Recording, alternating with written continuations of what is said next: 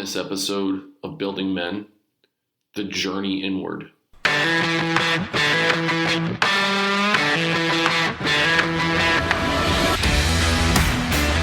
Welcome to the Building Men podcast. I'm your host, Dennis Meralda. Building Men is geared toward helping you become the strongest version of yourself mentally, spiritually, emotionally, and physically. So welcome to the Building Men podcast, everyone. My name is Dennis Meralda, and I'm your host. This is episode number 33 on the podcast that I started on July 1st of 2020. So I'll put this disclaimer out there. Usually when I do a podcast, I'll have some kind of a script associated with what I'm doing. And I'll have some notes. I'll have a couple quotes. There'll be kind of a flow to my thought process during the course of an episode. Today I decided to do something a little bit different and not have a script at all. I have a couple things that I think I want to talk about today. There's a couple things I certainly want to read to you, my audience, today.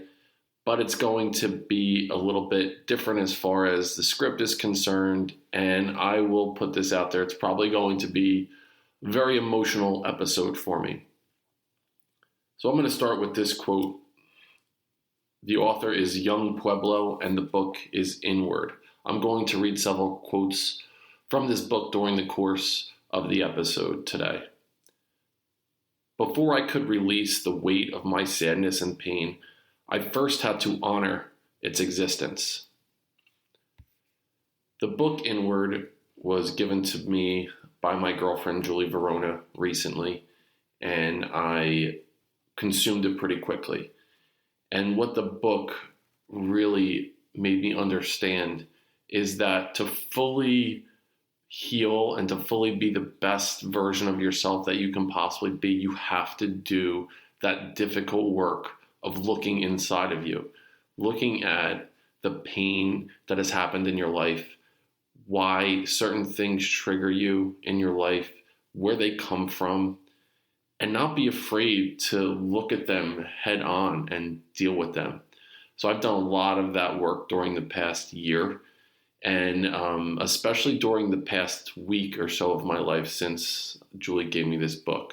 So I just wanted to tell Julie that I appreciate her belief in me and for her sharing this knowledge with me, and just to express my love for her, because the things that we have discussed over the past several months have really helped me understand why I am where I am, who I am, and who I want to be. So Julie, I love you, and I really appreciate what you've done to help me out through my journey. So thinking about the idea of going inward and looking at ourselves deeply, it made me think about trauma in our lives. So if you don't know this, what I do, for my day job pretty much is I work with educators all over the country, and I help them understand the best ways to teach students to really address their social, emotional, and academic needs in the classroom around the idea of community building, proactive behavior management, understanding strategies to motivate students, to help them feel connected, to really understand the deeper levels with students. And one thing that I often talk about with teachers is the idea of thinking about their students almost like an iceberg, and about the things that you can see for your students, or that you can see as you look at the students. You might be able to, you can see their physical traits, you can see their mannerisms, some habits that they have. You can see, maybe you can see some things about their ethnicity. You can understand a little bit about their language, maybe where they come from their background, things like that. But there's so many things that happen below the surface with our students, and I think just at people in general, things that are below the surface that we can't see, and some things that are below the surface that people don't ever want you to see. And some things that are below the surface that we don't even want to recognize exist within ourselves. So what are things that happen below the surface? It could be their beliefs and biases, hopes, dreams, desires, their potential, personal life situations, their assets, their strengths, their needs. And another thing that happens below the surface that we don't see is trauma in our lives. And so trauma can manifest itself in certain ways physiologically with all of us. And trauma can cause certain levels of stress in our body. And there's different levels of stress. There are different ways that people handle stress. There's that mild stress that can actually be beneficial to us at sometimes, mild stress where it can serve to almost motivate us, to help us want to do better. Picture, before a big athletic event, those, that anxious kind of butterflies that you feel, but can actually drive you to be better. Maybe you're going to give a presentation or something like that, and that mild stress can actually serve to motivate you in certain ways. Then there's, more, moderate and severe stress that's tolerable, but it's starting to have an impact on you. And then there's really toxic stress where it can be strong, it can be frequent, and it can be for prolonged periods of time. The other thing that I talk to teachers about, and I realized, is that there are these things called ACEs, and ACE is an adverse childhood experience. And basically that's some type of really stressful experience that it's toxic in nature, and it happens in someone's life before the age of 18, but it manifests itself in how they show up as an adult. And an ACE is this traumatic experience that can happen in a child's life. And some examples might be physical abuse, sexual abuse, emotional abuse, neglect, seeing a parent treated violently, maybe household substance abuse, alcoholism or drug use in the family that a child sees. It can be a household mental illness. It could be a parental separation or divorce, an incarcerated family member or relative, something like that. It could be the death of a family member or friend, even the death of a pet if a child is really close to a pet. So there are these examples of ACEs, adverse childhood experiences, that are associated with trauma, and they manifest themselves as adults in our life. So this is from the book Inward by Young Pueblo. Many of us walk the earth as strangers to ourselves, not knowing what is true, why we feel what we feel, actively working to repress experiences or ideas that are too jarring for us to observe and release. It is a paradox occurring in the human mind. We run away from what we do not want to face, from what brings feelings of pain, and from problems we don't have answers to. But in our running away from ourselves, we are also running away from our own freedom. It is through the observation of all that we are and accepting what we are, we observe with honesty and without judgment, that we can release the tension that creates delusions in the mind and walls around the heart. This is why the keys to our freedom lie in our darkness. Because when we observe our darkness by bringing our light of awareness inward, the ego begins to dissipate into nothingness and the subconscious slowly becomes understood. The mind is full of shadows, but shadows cannot withstand the patience and perseverance of light. Our minds can become like stars, powerful, united fields of pure light, but unlike a star, the healed mind will dwell in awareness and wisdom. This idea resonated with me on so many levels. I went back and listened to every podcast I did up until now in preparation for this podcast. And what I started to realize was the journey that I have gone on over the past 9 months of my life since I started the first podcast in July was really a journey inward. And going back and listening to how I showed up in the very beginning of the Building Men podcast, I was very afraid to open up. It was very surface level. A lot of the things that I was doing, I was basically preaching to people the way that they should be without being authentic and being real and letting people know, how did I get to this point in my life where I started this podcast? And who the hell am I to give advice to anyone out there who might be struggling? So what I realized was I needed to take that risk and turn inward and really start to understand why I show up the way I do, what happened in my life to where I had so much pain and so much regret and so much, shame in who I was. And as I did that, I looked back and I identified a couple key moments in my life. I did an episode about seeking approval. I want to say it was, maybe October or November, that time frame. And in the beginning, I talked about being a recovering approval seeker. I told a story that was pretty emotional. The thing that I realized, though, was I did not tell the full story in that situation. So I'm going to tell you the full story right now. And it's going to be challenging for me to get through this story, but I'm going to do it right now because we can do hard things in life, right? This is a story of a 12-year-old boy growing up in Old Bridge, New Jersey. Was a 6th grade student at Carl Sandburg Middle School. On the outside, I was a pretty happy kid. I was a good student. I had, a decent peer group that a friend group that I really cared for. I did well in sports. And I had a really close relationship with my father. He was coach of my sports teams. He coached me in basketball and baseball especially.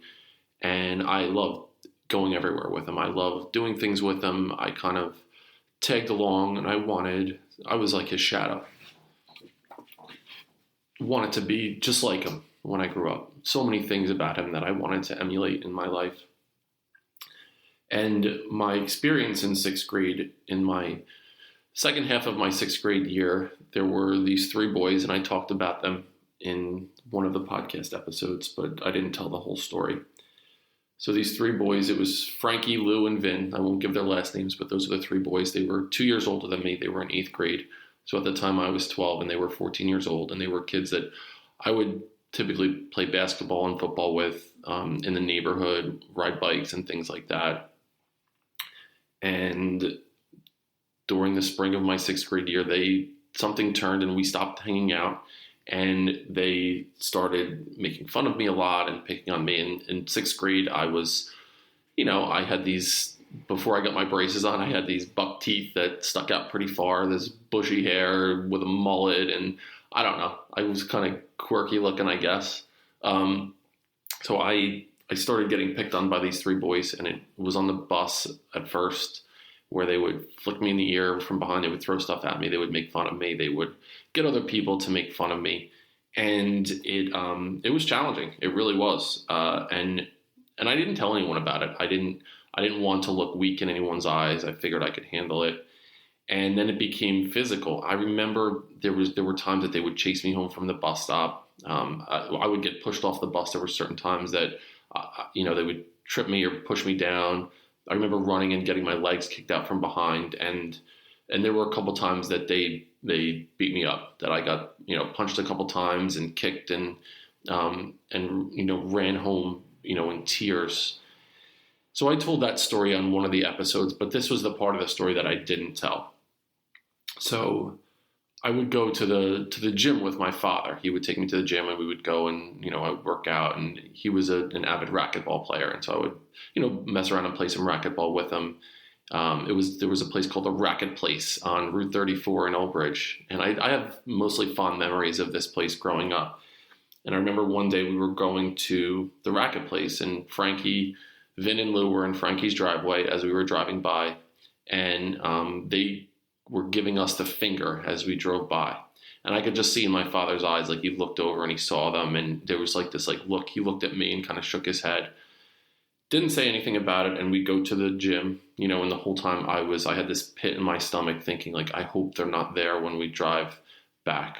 I hope they're not there when when we drive back home after the gym. And we're in my father's van and we're heading back, and as we're driving past Frankie's house, one of them yells out, "Fuck you," as loud as they could. So we get home. He gets out of the car and he goes up to the house, and he goes and he talks to these 3 boys. And I'm figuring he was going to try to help me out of this situation. So he comes home, up in my room, and I'm scared. I'm shaking now thinking about this interaction my father just had with these 3 boys. And the interaction was not what I thought it was. So he says, okay, you're going to go up and you're going to fight Frankie right now. I want you to go up and kick his ass. And I just stared at him like with this blank look on my face, trembling. And he said, the other 2 boys are not going to jump in. You're going to fight Frankie one-on-one right now. And I didn't move. I was frozen. And I didn't say anything. And he looked at me again. He said, get up there and go kick his ass. He disrespected your father. You need to go kick his ass right now. And again, I didn't move. I was petrified and I was frozen where I sat. And I started to cry. And he looked at me and he said, you're not going to go kick his ass. You're not going to go fight him right now. And he just shook his head and he walked out of the room. And I burst into tears. I was shaking and trembling and I couldn't control myself. And it was obvious to me that I let him down in a very deep way. And he didn't talk to me. Like, to me, it seemed like a month, but it was probably a week or 2 that he really didn't talk to me. He didn't take me to the gym. And I just felt like there was this piece of me that didn't live up to what his expectation of a son should be. And that event in my life, as I look back and through years of like deep reflection and introspection, trying to go inward, that was one of the most impactful moments of my entire life. And it really, it had this impact of me feeling like a coward in that situation. Like, I did not go and defend my father's name.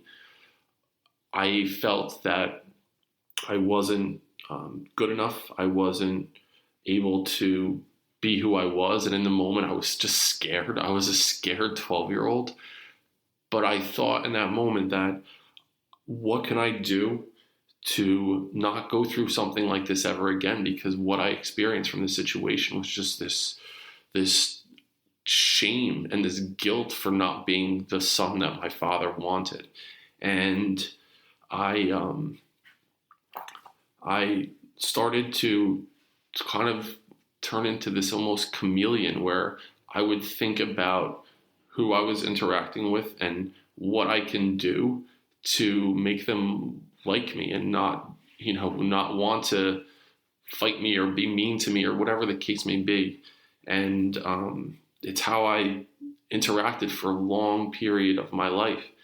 And so going through the rest of middle and high school, I remember, shying away from situations that I think would present conflicts in my life that I was afraid of. And worse than that, I kind of was like a salesman in some respects, just kind of giving people what I thought that they wanted. And to me, as I trace it back, this is one of those moments that it stems back to, that I wasn't what I was supposed to be in a situation. So I needed to change who I was to live up to other people's expectations of me and just basically give people what they wanted. But it was such a fake out. It was such a way to not be who I really was. And it was something that it ate at me. So when I mentioned trauma before, there's these moments in your life of trauma that can be this specific moment, this one time-stamped delineated moment in your life that, there was a death in the family. That was a traumatic event in my life. This for me was a traumatic event, but what it set it up for was more like this extended period of trauma that I was dealing with. So when you think of trauma, it could be an earthquake that cracks the surface of the earth and you can see it right there. But there's also trauma that could be like water cutting through rock, where you can look over the course of time and all of a sudden there's a Grand Canyon there because it was just this slow erosion of who you were. And that's what I recognized had happened to me. So this is from Young Pueblo, the book Inward. I spent so much time creating versions of myself that were far from the truth. Characters I would perform depending on who was around. Layers that could hide the inner dance of turmoil between my lack of confidence, the pain I did not understand, and the uneasiness that comes with reaching out to others for the love that I was not giving myself. That was one of the most impactful things that I had read in the last year of my life. It was so clear to me after reading this book that what I was doing was not showing up as myself, creating these versions of myself that were so far from the truth. And I would perform these characters, these versions of myself that were not real and not authentic.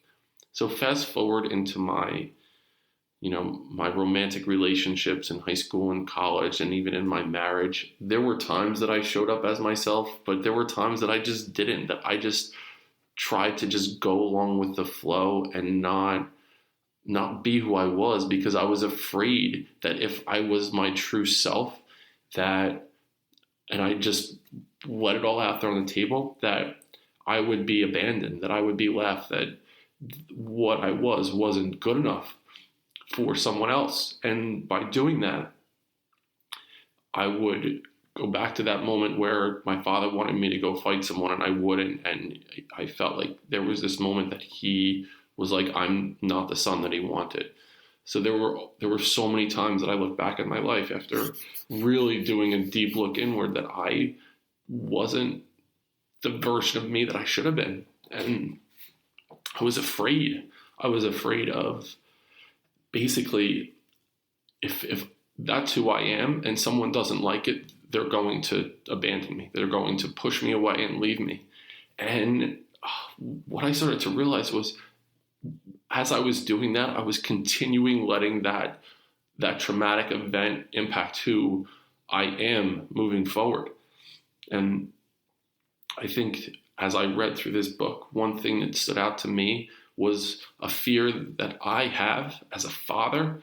Listen, I mentioned before all the different things that could be considered an adverse childhood experience. A traumatic event is divorce.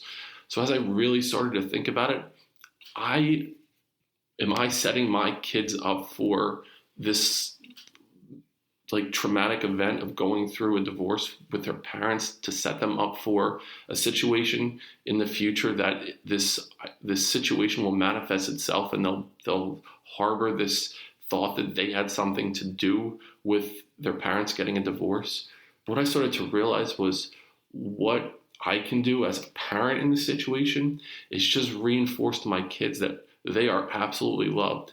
They did not do anything wrong in this situation, that I am here as their father, and I will never, ever abandon them, ever. I will never push them away in a way that they think that they are not good enough, they're not worthwhile, they are not able to be who they absolutely are in this world. And so I think what's happened with me is I started to realize that it's okay to just be who you are. And that has been one of the most amazing gifts that I have been able to give myself, is one, the grace to understand that event in my past was not my fault. I was able to forgive my father for the way that he handled that situation. I believe, he was probably dealing with some traumatic event in his own past in some way, and that's why he reacted the way that he did. And I think he did the best that he could, that he knew how to do. He was trying to raise a strong son who wasn't afraid of a difficult situation. The situation impacted me in a really deep way. But the other thing I realized is I wouldn't be here right now talking to you and if I didn't go through that situation. So I will give myself that, grace and understand that I'm doing the best that I can based on my situation. He was doing the best that he could based on his life and his situation as well. I spent most of my life trying to prove to myself and others that I had no pain and felt no sorrow. That's from Young Pueblo, book Inward, page 25. So before I end this episode, my advice to everyone that's listening is don't be afraid to go inward. Don't be afraid to look for those experiences in your life that might have caused you pain. The more that you ignore them and bury them and cover them up, or try to change who you really are to make other people happy, or to feel that in some way that's a better way to handle situations. From my experience, is that was the wrong way for me to handle things. And I would suggest, anyone who is listening to this, try to understand why you show up the way you do. If there's any way that I can possibly help out in any capacity, please don't hesitate to reach out to me. You could DM me on Instagram or on Facebook. You can send me an email, buildingmencoach@gmail.com. You could call me or text me. My number is 609-227-9404.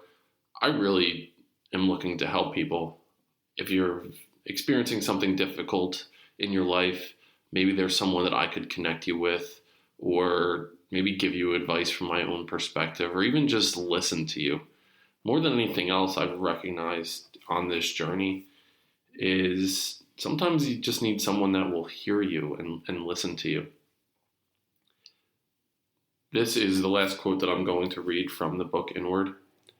This is from page 36. There is not a single moment when change is not present. The constant of the universe, the motion of impermanence, is observably evident in the world around us and the world within us. If we examine nature, it is clear that everything is in a constant state of dynamic change. Trees are a great example of this. In cycles, they alternate from experiences of growth to experiences of releasing, all the while alive, all the while growing. If we are refusing to grow, then we are moving against the flow of nature. The flow of change is so powerful that resisting it can only cause difficulty. Sometimes growth hurts, but this is the type of pain that is easier to endure because it is helping us come forward to a better version of ourselves. I wanted to again thank Julie Verona for giving me this book. It really has made such a huge impact in helping me unpack where I am in life and how I show up and continually try to grow and change and be the best version of myself that I can possibly be. So Julie, from the bottom of my heart, thank you so much for giving me this gift of introspection, of enlightenment, of helping me go inward. I love you so much, and I truly, truly appreciate it. So that's all I have for you today on Building Men. Reach out to me, building.men on Instagram, Building Men Coach on Facebook. You can email me, buildingmencoach@gmail.com. And like I mentioned before, don't be afraid to call me or text me, 609-227-9404. I am here to help in any way that I possibly can. Thanks for listening. I'll see you next time on Building Men.